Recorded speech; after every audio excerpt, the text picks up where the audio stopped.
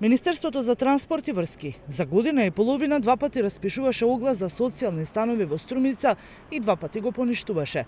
Првиот оглас за 37 станови во новата зграда на излезот од градот беше распишан почетокот на февруари минатата година, а јуни го поништи, оти од 80 пристигнати апликации, само 20 биле со комплетна документација. Граѓаните кои сака и ги исполнуваат критериумите за аплицирање, чекаат нов повик. Новиот повик Министерството го распиша после цели 8 месеци.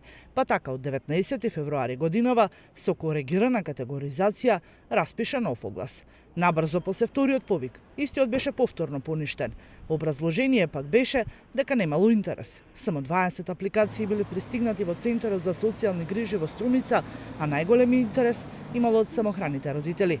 Појаснување имаше дека нема да биде коректно од страна на Министерството ако ги подели само тие станови, а ке треба дополнително да објавува оглас за нови 17 стана.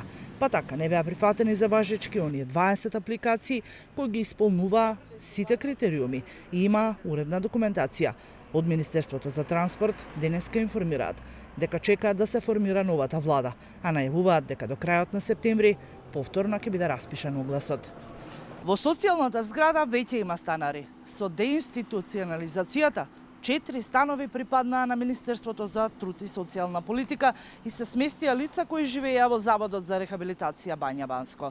И додека Министерството пак за транспорт и врски реши кога повторно ќе го објави огласот, становите на Ѓорѓе Василев ќе чекаат идните сопственици да ги комплетираат повторно документите, оти старата документација има важност само 6 месеци.